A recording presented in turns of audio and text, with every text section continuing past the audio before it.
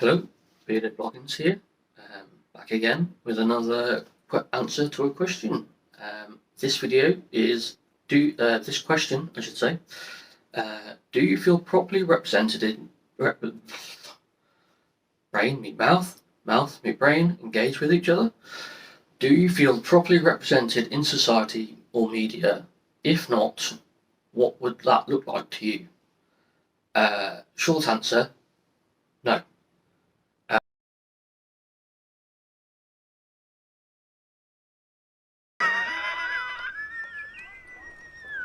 I'm just jerking your chin. I feel like there are so many outdated stereotypes out there that do not represent neurodiversity at all.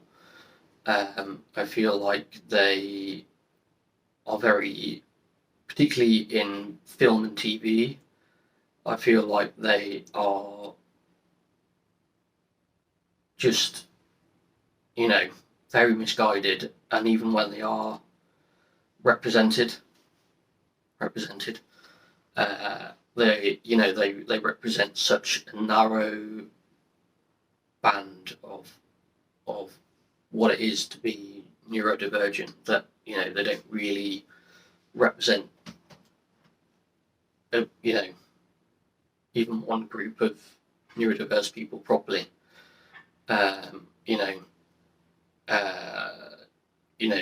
People, I think people think of like the Rain Man or Sheldon Cooper of The Big Bang Theory when they think of autism. I don't know if there are even any.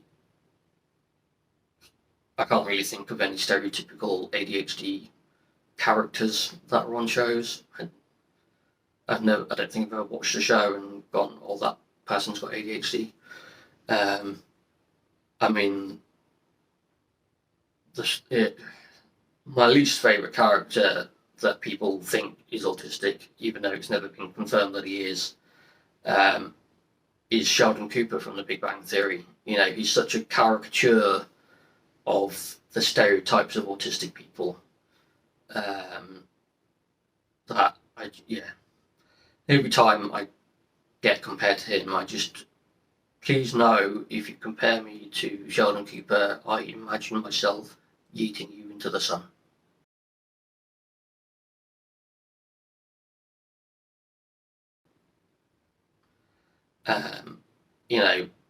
I just want to tell you to get in the bin. Because I hate that comparison, because he's such a caricature of what it is to be autistic, and I've never watched the full run of The Big Bang Theory, but he shows such little character development on the show. He's kind of like the same throughout, but that doesn't really represent the autistic experience. Well, doesn't represent my autistic experience as being someone, with mild autism. I am not the same person I was last year, 5 years ago, 10, 20 years ago, or whatever. And so I feel, I think he's a very big misrepresentation of what it is to be an autistic adult, because he's almost that stereotypical view of an autistic child, but in a man's body kind of thing. So it just is a bit frustrating, really, to see that, because we are individuals still. Each autistic person is different from the other. It's a bit like saying all neurodivergent people are like, I don't know, everyone else. Can't think of a character particularly, but it's like saying they're all the same, but then you're not. And that case goes for autistic people and ADHD people, really. And I think, neurotypical people don't see that about neurodivergent people, is that we are a diverse group of people and we all have different things about each other, you know, and we don't fit all the same stereotypes. Some of us don't fit any of the stereotypes at all. You know, because I think one main stereotype of autistic people is that we're a non-verbal toddler who is obsessed with Lego, or is a, you know, non-verbal emotional robot who, you know, is good at counting cards, or can solve maths equations without looking at them, or, you know, that sort of thing, and that we just automatically pick up knowledge, or, you know, that we don't, you know, we're people who can't show emotion, you know, no matter what. You know, we don't learn emotion, or develop our own, or learn to pick up on things. You know, we're all the same throughout our life, no matter what. And I kind of feel like, not that we're forgotten by society, but we're just kind of like, we're encouraged to be out of sight and out of mind. I feel like that's kind of vague. That's kind of sort of a very general, big thing to say, but I think it's how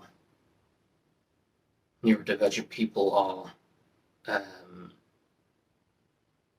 sort of not necessarily told, but sort of they expect to be. You know, it's a bit like the old. It's like they've replaced child with neurodivergent in the saying, a child should be seen and not heard, or well, it's not even that. The neurodivergent person shouldn't be heard or seen. So I think, you know, people are too happy to almost sweep us under the carpet, and yeah, it's frustrating because, you know, it feels like a bit of an uphill battle, really. And for ADHD people, it's a similar case because, you know, not every ADHD person is a fidgety, hyperactive, easily distractible person who operates at 100 miles an hour. So it, you know, I think what people don't realise is that it's almost a spectrum in itself. You know, you know, because there are different types of ADHD and stuff like that. So I think what I want is for people to, you know, hear us and see us, and, you know, listen to anything that we, you know, when we say we need help with something, to listen and to actively engage with what we're saying, and be, you know, put things into place, and, you know, actually do what you're going to say.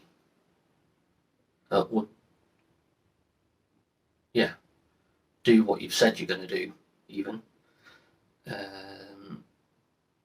So yeah, I think that's probably the other big frustration for me is, you know, watching, you know, people in positions of power saying we'll do this stuff, and then 20 years later it's still the same as it was. So yeah, I could go into a big rant here, but I'm not. So yeah, that'll do for this one, I think. See you in the next one.